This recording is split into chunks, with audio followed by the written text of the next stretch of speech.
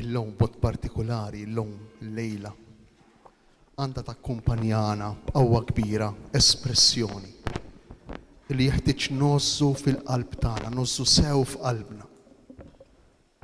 Miet għalija. Miet għalija. Tant iħobbni li miet għalija. Ew nħalluha tinżel fil-fond ta' qalbna qawwa kbira. U nħalluha tkellimna din l-espressjoni. Ma fintejt ix-xien din jgħidha San Pawl f'waħda mill-ittri tiegħu. Miet għalija. Miet għal dnubieti. Miet biex ma jpattilejx tal-ħażen tiegħi. Bħal dak jew dik il-persuna li inti tweġġa' f'ħajtek u ma tirritaljax. Tieħu fuq qadbatija il-konsegwenzi tal-ħtija tiegħek mingħajr ma tirrinfaċċalek xejn lura. Mhux għax tibża minnek, mhux għax mhix kapaċi, mhux għax timida, imma sempliċiment għax tħobbok. U lanqas biss tabbejk bis-sofferenza li qed tbagħti minħabba fik. Lanqas biss issemmijielek. Anzi, meta tħares lejk bħarsa ta' ħnina u bħarsa ta' mħabba. Dan hu li qed niċċelebraw illum. Dan kollu jseħħ f'kuntest ta' vjolenza li ma bħala. U għal kull tip ta' vjolenza ta' Ġuda, is-soldati, madwar 800 soldat imorru jiġbru lil Ġesu mill-ġinien taż-żebbuġ. Anna, Kajfa, Pilatu, l-4 soldati li akkumpanjawh, Pietru, kollha kemm huma jirċievu minn għandu ħaġa waħda, imħabba. Għandna f'din il-ġrajja li għadna kif smajna, il-laqa jiltaqgħu flimkien l-imħabba infinita, l-imħabba per eċċellenza u l-vjolenza inawdita, il-vjolenza li ma bħala. Jiltaqgħu flimkien u r-riżultat x'ikun Ġesu imsallab.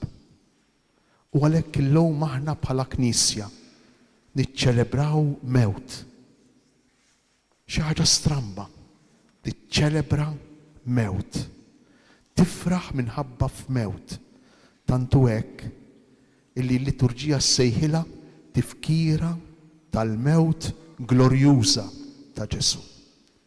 Niċċelebraw il-mewt tas-sultan tagħna. Pilatu jgħidlu hawnhu l-bniedem, hawnhu s-sultan tagħkom waqt li jtellgħu fuq it-tron tiegħu.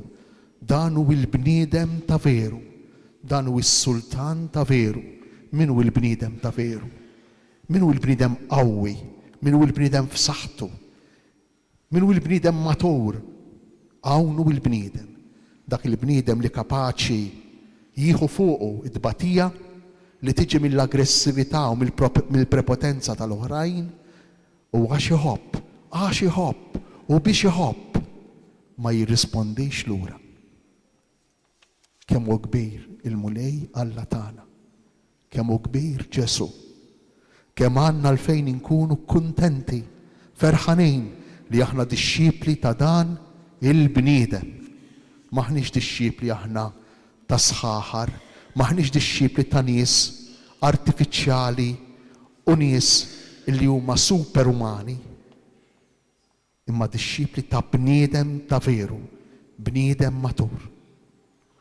U dan huwa wkoll il-bniedem il-bniedem realizzat, il-bniedem li jirrealizza isir jagħmel sultan minnu nnifsu mill-umanità tiegħu, jirrealizza lilu nnifsu billi jingħata għal ħaddieħor, jingħata għall-oħrajn.